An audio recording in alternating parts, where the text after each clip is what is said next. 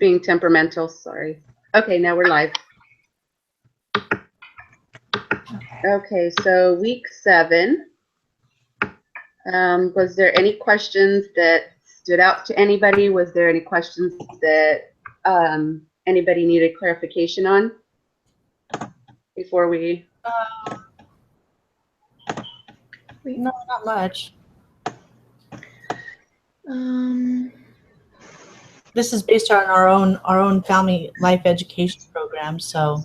Right. Should we just go over some basics of it, maybe? The purpose of the program. Sure. I'll go first if you want. Okay. So the question that stood out most to me, I would say that kind of encompassed all of the questions was number 2. Why is it important to have a clear understanding of your vision and the program goals and objectives for your family life education program before assessing the family life education program? And one of the words in the chapter that stood out to me was core purposes, because it was talking about how when you come up with program goals or the vision or the objectives, everybody might have different viewpoints, but when you get down to it, the core of what you're trying to do will be the same. So all the questions or all the visions may be different, but it comes down to one basic core principle. And I really like that. And I think that pretty much like encompassed what program evaluation is about. Yeah, I like how they use the word common aspirations, like things that we aspire for or aspire towards. I think that, like how you said, like a common goal.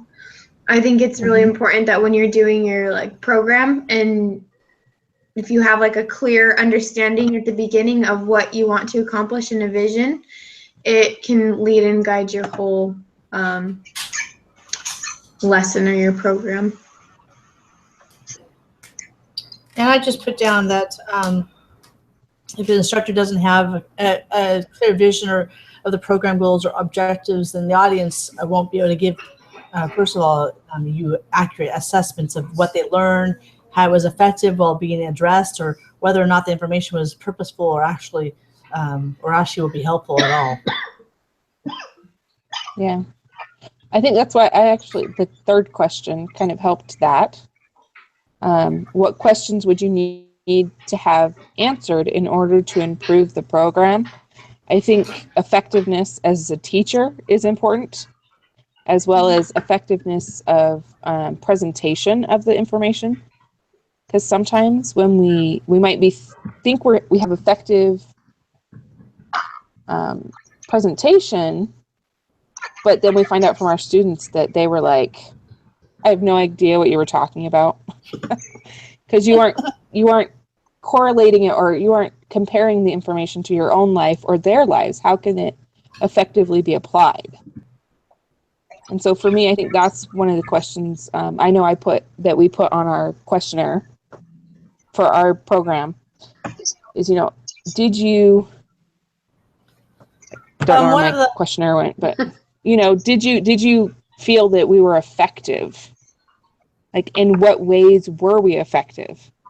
Because they might have felt that we were effective at the beginning, but towards the end, they might have just said, you were less effective in your instruction.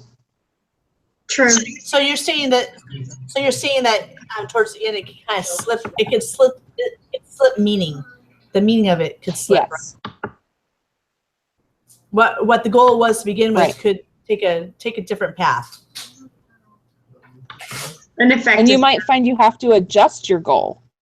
You might, because I think we're all presenting our information more than once. And I think for me, that was how I thought of it. On that, what's really interesting is we're teaching down in Bakersfield together. And what's really interesting is the advertising that we're doing, or marketing that we're doing, is to 2 wards. But we're also advertising to one of the other wards, which is a YSA ward. And of course, the mission mission office and stuff like that. But the situation is with that is I spoke with one of the girls and she was planning on coming and she's single. And so, but we've got, this is a marriage class, which I let her know, hey, we're grateful to have you type thing. But because it is marriage enhancement and the skills that go with that, drill may not be suitable for specifically a single person because she'd have to Right. with someone in who else maybe single in the room or something like that. And I told Danielle that we just probably have to adjust, which is totally fine. I'm sure not there'll gonna be put another it- single person. Before though, I would go to like marriage seminars and marriage classes all the time as a single woman, just so I could get information to prepare myself for being married. So I Right. think it'd be interesting. For actual like what we have planned on paper and stuff like that, they are type of games, they are type of things, workshop type things that you would actually do with your companion. But it'd be kind of cool. Right. We just have to shift it just a little bit to where the person in the audience, if they're single, we can have them connect with somebody else. Say, let's see how much you can find out about this person. So as far as so that those are Right.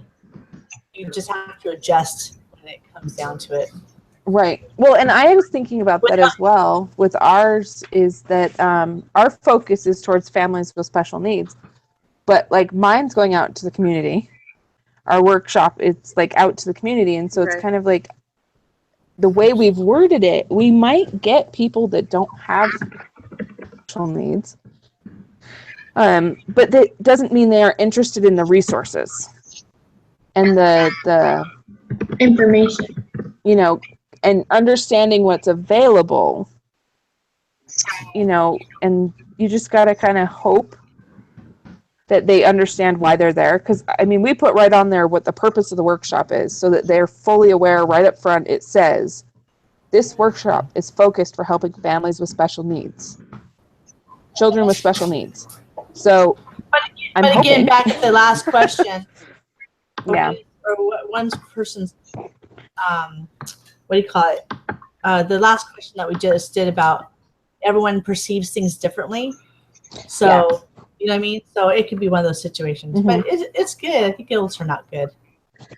yeah, And just to piggyback off of Elizabeth, like for me, because mine is in a school setting, I actually have colleagues that are coming and they don't have special needs children of their own. They're just coming for, like Elizabeth said, the resources and the information and everything. right, And hopefully it'll be like a stepping stone for me to say, if you need help or support, go see Marie and she'll be able to kind of like point you in the right direction.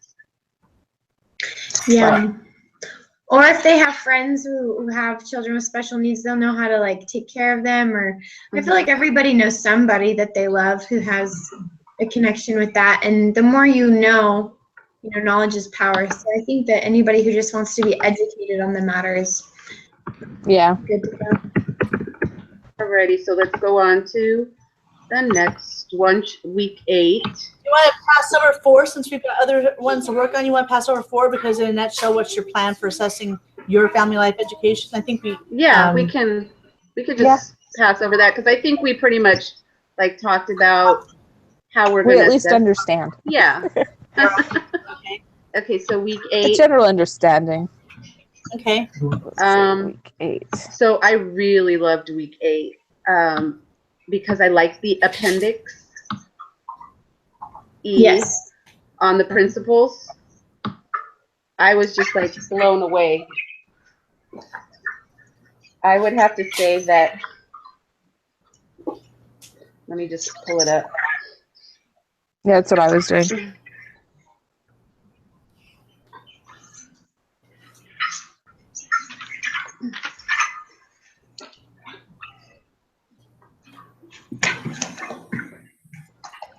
Well, just as whenever you're pulling up there, just as a for what I put down, I believe that the code of for how can the family life education code of ethics strengthen your practice and the relationships with those when you teach.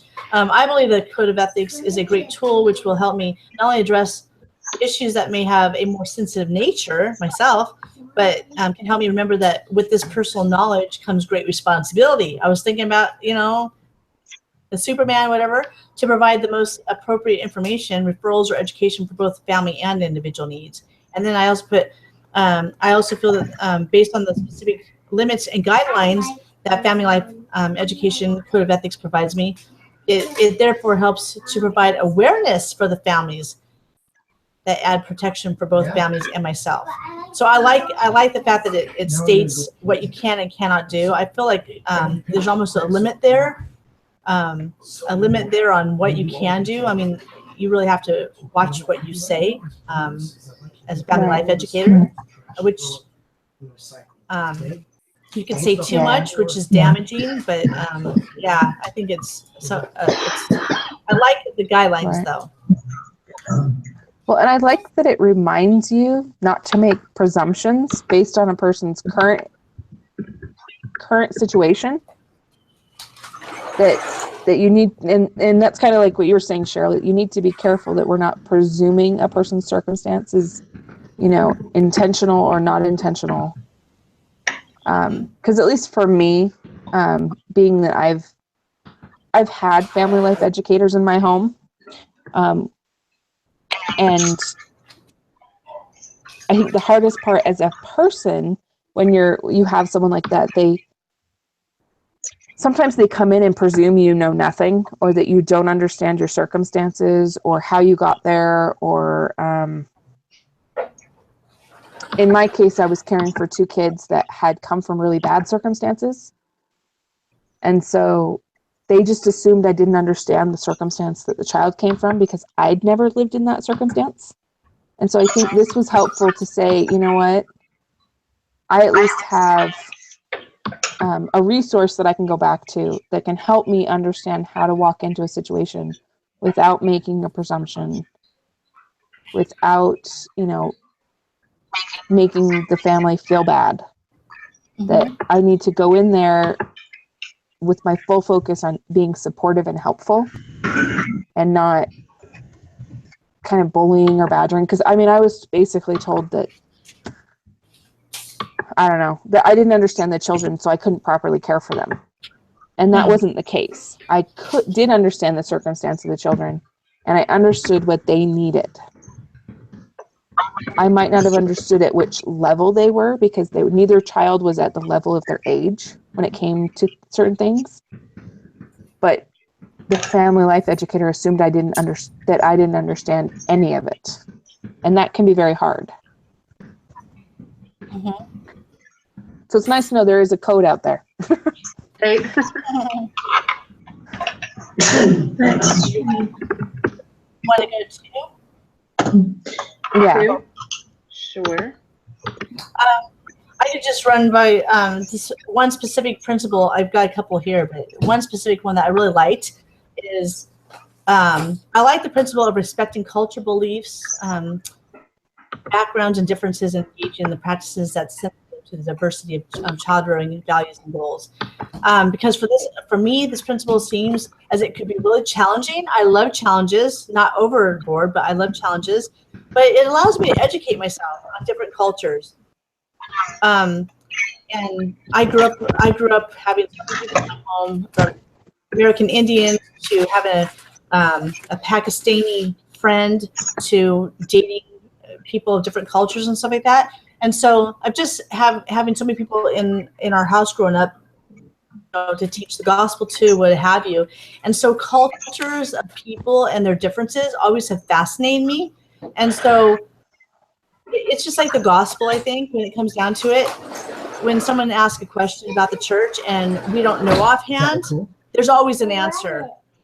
And, it's instructed as missionaries. Oh, well, we may not know the answer, but we can always find it, And so that's how I look at it a little bit with the culture beliefs and stuff like that, is if I'm sensitive to, if I'm able to be sensitive to their cultural beliefs and stuff like that, I just need to study up on it before those things are addressed. So anyways. Yeah, that makes sense. I think I like that one too.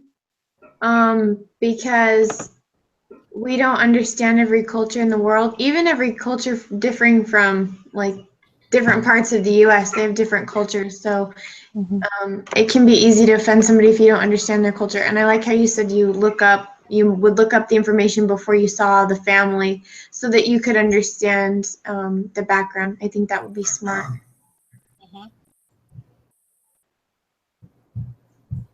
I had so many, but I would say that the one that stood out most to me because I see its effect long term in children now would be the one that says, I will include parents, other family members as partners in problem solving and decision making related to program design and implementation.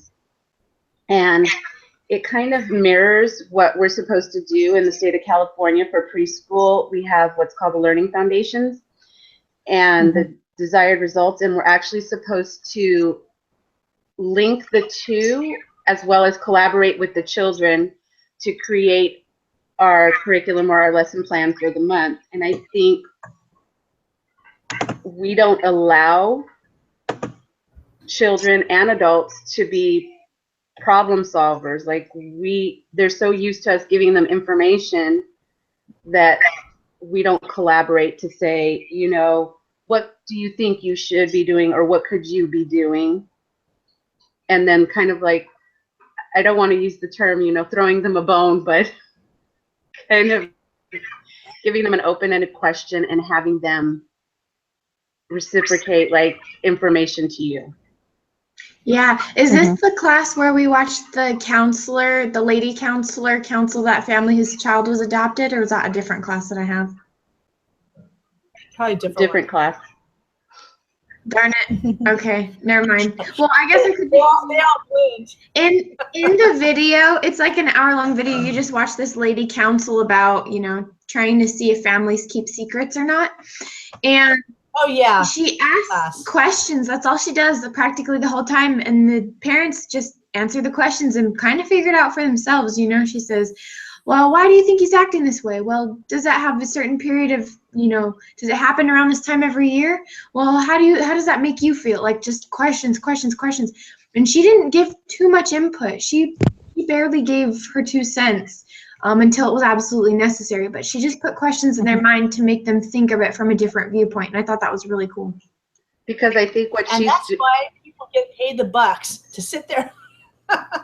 Sure. I think because she's listening to, she probably listened really well, and so she was able to kind of guide her questions to make them self-reflect and come up with the solutions on their own. Because we do that with preschoolers. Yeah, that's exactly what she did. Well, I remember watching that video. I gotta go plug my phone in.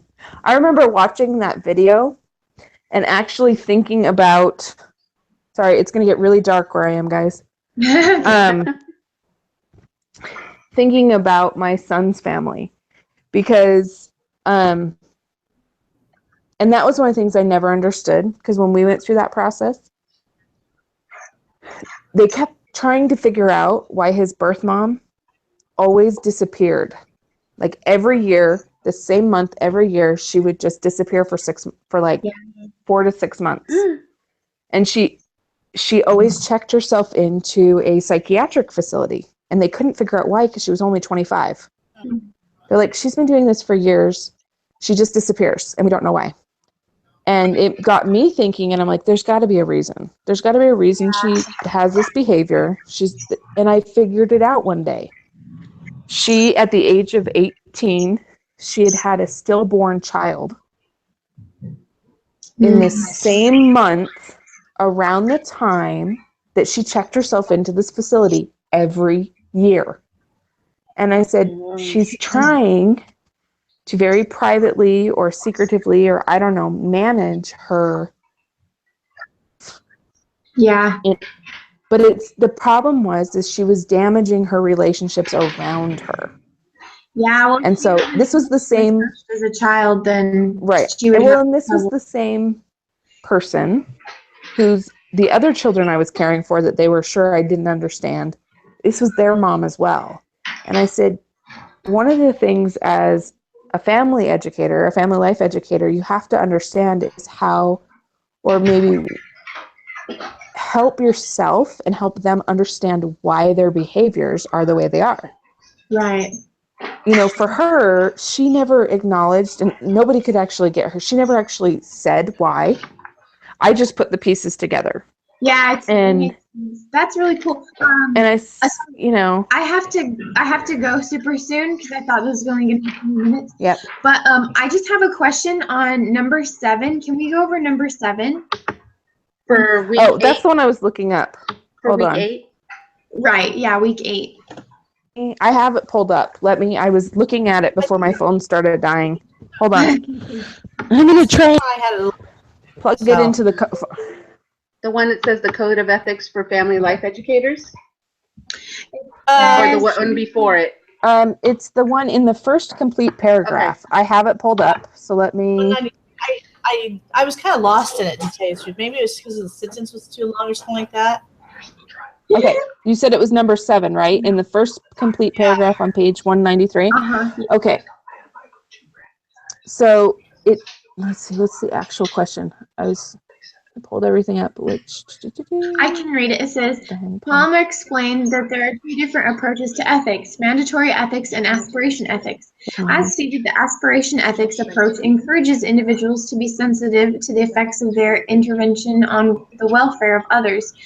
They strive to follow a set of ideal standards in their practice. Then Palm went on to state that the Code of Ethics for Family Life Educators was designed in the spirit of aspiration, ethics versus mandatory ethics.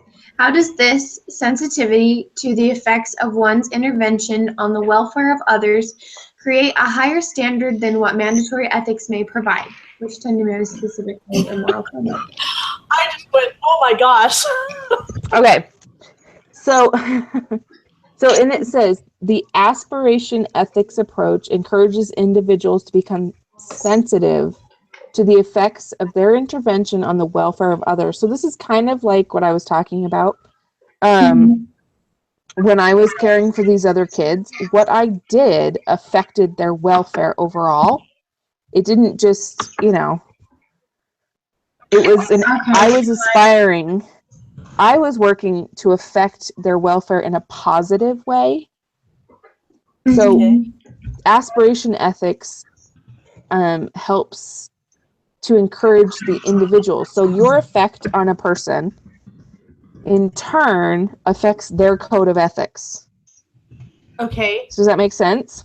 So it says, how does the sensitivity to this affect how you intervene? I'm rewording the question for you because it might help. How does the sensitivity of this affect how you intervene with the welfare of others? So it's basically, the more sensitive you are, the easier it is to influence, kind of? Yes, pretty much. Okay. So the more sensitive you are to their I say it one more time. I literally, this has lost me. So the more sensitivity you have towards someone else's welfare, ethics, right? Well, welfare. We're really talking about somebody else's welfare and how your ethics, how you teaching them a code of ethics, and how your ethics affects that. I just understand it as the more sensitive you are, how does that help them? Basically, is what I get from the question. So how does and why is that? Why does that create a higher standard? Like, why is aspiration ethics? Why is that a greater standard than mandatory ethics? All right, kind of going off of what you said, Danielle, when you said in the first question from week 7 about aspiring. Aspiration is what we're aspiring to in the sense of ethics, whereas mandatory, it's like somebody's forcing you to do it or you're obligated to do it, as opposed to influence, being inspired. Well, then correct me if I'm wrong. Then what it is it's the spirit of the law or the letter of the law. Yeah. Yes. Similar? Yes. Yeah. So when you're Yeah. teaching someone, you're basically going by the letter of the law, which is thou shalt not do this, that, or Mhm. spirit of the law, which is well, the reason why we're doing this is because this is, like, in other words, in your Well- teaching as family life educators, is that right? Well, when you think about it this way. Think about it along the lines of my brother's keeper. Okay? Uh-huh. Is it your job to make and mandate somebody to follow the law, or is it to help them understand why they should follow the law? Ooh. You know what? Hold on. Okay, So, I'm gonna write that down. so that's I the will use difference that. between that's the Okay, difference so between is it mandatory. Mandatory is the law. We have been commanded to follow the laws of the land. We're Okay. also commanded to follow the laws of the Lord. So what do we do when they conflict? We Then we have rebel. to teach. Just kidding. Then we have to teach them. Really get you guys thinking. That's fine. So we have to teach them why it's important to Yes. to So live. really, you're really. I know it says So to the apply it question to says family life, how, how why but you really want to think about why. you don't want to. You just said you don't want to. No, I said the question says how does, we're talking about how this affects us, but if you really think about, well, why are we affecting it? Like, what is it to learn regarding ethics? Because we don't want to shove how we live and how we've decided to live in our family down someone's throat. It's more of, well, what can we do to help them better their own family? Okay. And look so out and better that for would the be, welfare of their children. Yeah. As far as their family can become Mhm. closer. Their Mhm. communication becomes closer. Is that going to the right direction Right. here? Yeah. Yeah. Okay, so all the things of why it's important for us to be able to teach them It's how. Hmm. education. So it's how it would help them. Is that Right. basically is what it comes Yeah. out. Okay, perfect. So I was I hope stumped that on helped. that. Yeah, it does. Because, I Actually. mean, I can. Sweet. I didn't know how else to Did that think help of you? it. Did that help? 'Cause I had the same question. Did we want to go over questions from chapter 9? From week 9, you Do mean? you guys want to go over those? Sorry, week 9. Yeah. Maybe you guys could just touch on like one of your favorite ones that you really liked or want to share or was confused on or anything. Because I kind of have to go. Okay, I'll go Right. first. So the one that I liked was actually the last one. It says, does the Myers-Walls article help you to see why it is so important as a family life educator to not slide into the role of a counselor or therapist? Explain your thoughts. So for me, because English is not my first language, I look at the actual definition of words. So a family life educator, I pulled on the word educator, and a counselor and therapist, I pulled on those words, and they're completely opposite ends of the spectrum. It kind of goes off of what Elizabeth was saying from the last question, that an educator is to teach and to educate someone and empower them and help them to understand the potential that's within them, whereas a counselor and a therapist is kind of guiding somebody and giving them counsel through experiences and more teachings than probably a family life educator would have. Interesting. That's a really cool question. I never thought about that. Yeah. I honestly kind of thought they were just. I wondered why they used a different word for it. Well, and while Marie was saying that, so when you're doing looking at the reading from that last section, the Myers and Walls, Yeah. Myers Walls, I don't know, it's a hyphenated name. There's actually a little figure of why. It's figure 1, and it says why, and it follows that. It actually separates family life educator, ultimately, and then family case management. It's got 3 points. Cool. Ultimately, all 3 of those people, they all have, like Marie said, they all have separate goals and what they influence. So family life education helps families build their knowledge therapists help families repair relationships and functions. Cool. That makes sense. Family management helps Awesome. families comply with legal and policy systems and locate resources. So they all have very different functions, but in the center of the figure, and what I liked the most about this, that they all point to one thing. I know. Their entire goal is to strengthen and help create healthy families, right? Yep. So I really liked that because that's the real like meat of the why. And actually question number 5 kind of asks about that. Why is it so important that whatever our training is, we understand our limits and our boundaries when working with families? Yeah. So that's kind of gives you a good why. And then the next section is what. So that's more of what Marie was talking about, is what do each of these things, what do each of these functions do? And so for me, and kind of what I do a lot of when talking to other families, this is kind of where sometimes my lines get blurry.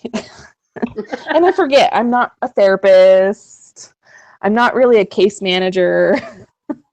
I'm really about education, helping families find the knowledge and skills they need to like fix their relationships or help them find resources, which is kind of funny because that's actually what Marie and I's focus is for our workshop is resources. But we can do that through the same function of a life educator. So That makes sense. they all work together. And I think that's kind of this. I know I'm going to keep this article. Like I'm saving this on my computer because I think it's an important skill or some important information for us as we go forward to know the difference. Yeah. I'll say I'm excited to read this chapter because it gives me a lot of information. Cool. Well, and there's a couple other figures that you'll like that kind of go a little more in depth, but don't panic with the questions. The questions, like I said, they're fairly simple once you start looking through the information on the 2 documents, because it's pretty straightforward. Awesome. Marie, by the way, I could not even tell that English was your second language. You have perfect English. Oh, I know. I told her that too. That's awesome. Good for you. And it wasn't my second language either, believe it or not. Yeah. Wow. Okay, guys. You know what? I think it's been like 30 minutes, which is totally fine because we were supposed to be in for about 20. Yep. I've got Alrighty. so many other things I've got to get in by like 2 No worries, o'clock. guys. I'm like, I'm having anxiety at this point. I've had it since this afternoon over Don't panic. another. It's okay. No, I had an online thing that anxiety mode, and I haven't gotten out of it, and so I'm like freaking out. And I've got so many things to put in tonight by 10. So Okay, then I'm gonna stop the broadcast and we can all head out. Yeah, you guys are awesome.